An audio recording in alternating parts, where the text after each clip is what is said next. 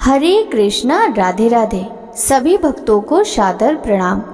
भक्तों, आज रसपान कीजिए तारा भोजन की प्रचलित 2 कथाओं का। किसी नगर में एक साहूकार रहता था। उसकी एक बहू तारा भोजन करती थी।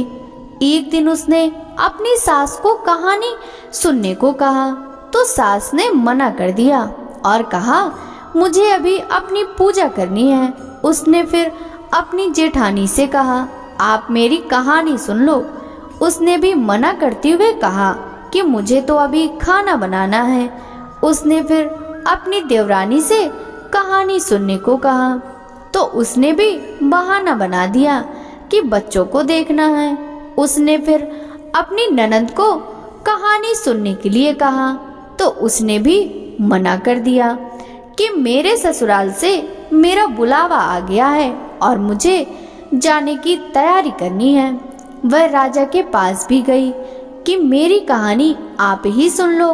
तो राजा ने कहा, मुझे तो व्यापार देखना है, कहानी का समय नहीं है। उसकी यह मनोदशा देखकर भगवान उसके लिए स्वर्ग से विमान भेजते हैं। स्वर्ग से विमान आया देख उसकी सास भी भागकर जाने के लिए आती है, लेकिन बहू मना कर देती है कि आपको तो पूजा करनी है। फिर जेठानी आती है तब वह कहती है कि आप कैसे चलोगी, आपको तो खाना बनाना है। देवरानी आती है तो उसको भी मना कर देती है कि तुम अपने बच्चों का ख्याल रखो। ननद आती है तो वह कहती है कि तुम्हें तो ससुराल जाने की तैयारी करनी है, सो तुम वह करो। राजा जी आते हैं कि मैं चलता हूँ तुम्हारे साथ, लेकिन बहू कहती है कि तुम्हें तो कारोबार संभालना है तो उसे संभालो। आखिर में पड़ोसन आती है और कहती है कि बहन मैं तुम्हारे साथ चलूं। तब बहू कहती है, हाँ तुम मेरे साथ चलो, क्योंकि एक तुम ही तो हो जिसने कार्तिक के पूरे माह मेरी कहानी सुनी है। दोनों विमान पर बैठकर स्वर्ग जाने लगती हैं। तभी रास्ते में ही बहू को अभिमान हो जाता है कि मैंने कार्तिक के पूरे माह व्रत किया और कहानी कही, इसलिए मुझे स्वर्ग का वास मिल रहा है। लेकिन मेरी पड़ोसन ने तो केवल कहानी सुनी है, व्रत नहीं किया, फिर भी मेरी वजह से इसे भी स्वर्ग का वास मिल रहा है। बहू यह विचार मन में सोचते ही जा रही थी कि अचानक भगवान ने वहीं से उसे विमान से नीचे फेंक दिया। उसने पूछा कि भगवान मेरा अपराध तो बता दीजिए, आपने ऐसा क्यों किया। भगवान बोले कि तुझे अभिमान हो गया है, इसलिए तू यहीं धरती पर रहे। अब तू आने वाले 3 साल तक तारा भोजन व्रत करेगी, तभी तुझे स्वर्ग की प्राप्ति होगी। अब रसपान कीजिए तारा भोजन की दूसरी कथा का। एक राजा था और उसकी बेटी तारा भोजन करती थी।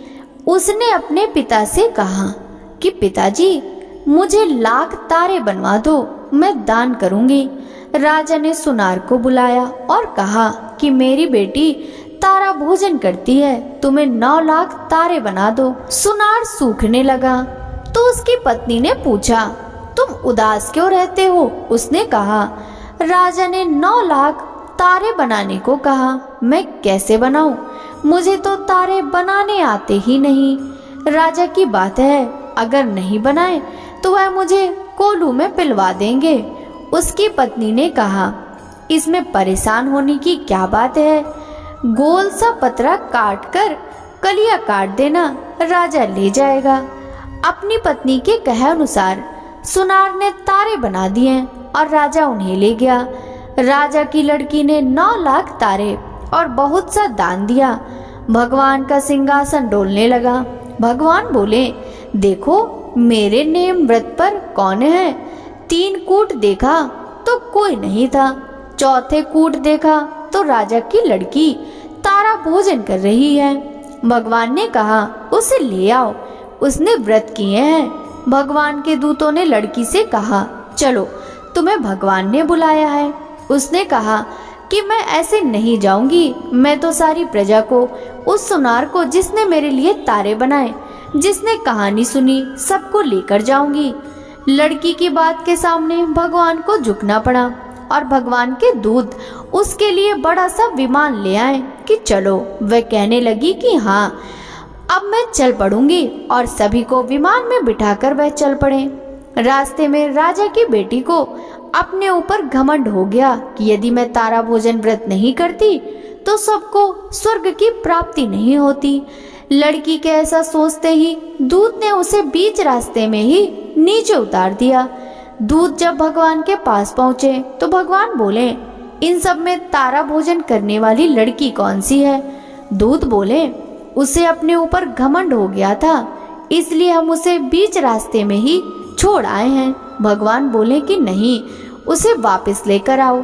लड़की ने 7 बार क्षमा याचना की, क्षमा क्षमा क्षमा क्षमा क्षमा क्षमा क्षमा करो भगवान।